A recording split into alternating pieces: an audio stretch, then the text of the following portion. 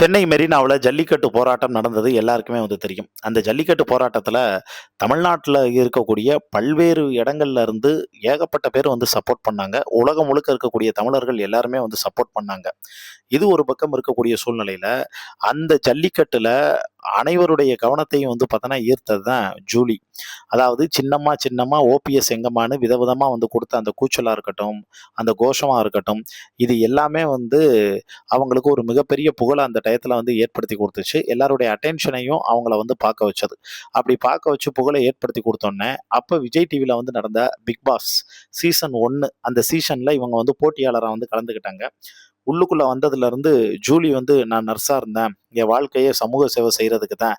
அப்படி இப்படின்னு பயங்கர பில்டப் எல்லாமே குடுத்தாங்க, வச்சாங்க. ஆனா, அந்த பிக் பாஸ்ல ஜூலி முன்னுக்கு பின் முரணா மாறி மாறி பேச ஆரம்பிச்சதுலருந்து, கொஞ்ச நாள்லயே ஜூலியோட ஒரிஜினாலிட்டி தெரிய அதாவது ஜல்லிக்கட்டு ஜூலியா இருந்தது. அதுக்கப்புறம் பிக் பாஸ் ஜூலியா மாறி ரசிகர்கள், மக்கள் மத்தியில மிகப்பெரிய பார்த்தோன்னா, அவங்களுக்கு நேம் டேமேஜ் ஆச்சு அப்படின்னே சொல்லலாம். காரணம் என்னன்னா, அந்த போட்டியில போட்டியாளரா இருந்த ஓவியா இவங்க மேல அக்கறை எடுத்திருந்தாலும், ஓவியா முன்னாடி இவங்கள்ட்ட ஒரு மாரி பேசிட்டு, ஓவியாவ பத்தியே அங்க இருக்கக்கூடிய காயத்ரி இவங்க எல்லார்கிட்டயும் தப்பு தப்பா ஜூலி பேசினதுனால, அப்ப கூட அந்த போட்டியில போட்டியாளரா கலந்துக்கிட்ட ஆர்த்தி, நாங்க எல்லாருமே நடிக்கிறத விட்டுட்டு இதுக்குள்ள வந்திருக்கோம். ஆனா நீ இப்பதான் நடிக்க ஆரம்பிச்சிருக்க அப்படிங்கிற மாரிலாம் சொல்ல ஆரம்பிக்க, ஜூலியினுடைய ஓவர் ஆக்டிங் அங்க ரொம்ப அதிகமா இருந்துச்சு அப்படின்னே சொல்லலாம். அதுக்கப்புறமும் ஜூலி முழுக்க முழுக்க மாடர்னா மாறி, ஏதோ பிறப்பிலேயே பார்த்தோன்னா, அந்த சினிமாக்குள்ளே வந்தது மாரியும் ஓவர் பில்டப் பண்ண ஆரம்பிச்சாங்க. இது ஒரு பக்கம் இருக்கக்கூடிய சூழ்நிலையில, ஜூலிக்கு இப்பதான் ரீசென்ட்டா மேரேஜ் நடந்து முடிஞ்சது.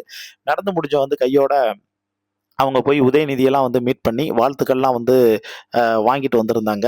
அதோட மட்டும் இல்லாம, இப்ப ரீசென்ட்டா இந்த பிரச்சனை போயிட்டு இருக்கப்ப, ஜூலி ஒரு வீடியோ வெளியிட்டிருக்காங்க. "அண்ணா உங்க பசங்கள்லாம் பார்த்துருக்க சொல்லுங்க. அப்புறம் கரூர் சம்பவம் மாரி 40, 400 ஆயிடாம" அப்படின்னு வேணும்னே வம்புக்கு இழுக்க, பலரு தான் பார்த்துட்டு, அவளுக்கு வேற வேலை வெட்டி இல்ல.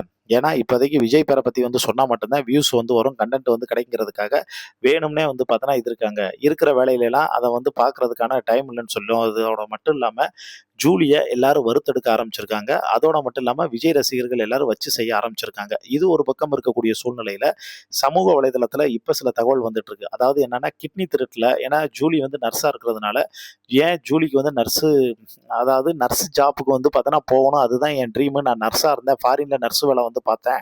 அப்படின்னு சொன்ன ஜூலிய, ஏன் அதுக்கப்புறம் அத கன்டின்யூ பண்ணல அப்படின்னு கேட்டதுக்கு, அவங்க பல ரீசன் சொல்லியிருக்காங்க. ஆனா இருந்தாலும், நம்ம சோசியல் மீடியாவுல கிடைச்ச தகவல் பிரகாரம் என்ன சொல்லியிருக்காங்க அப்படின்னா, கிட்னி திருட்டுல இருந்ததுனால தான் ஜூலிய நர்ஸ் வேலைய விட்டே தூக்கிட்டாங்க. ஜூலி சாதாரண ஆள் கிடையாது. ஒரு பக்கா கிரிமினல்.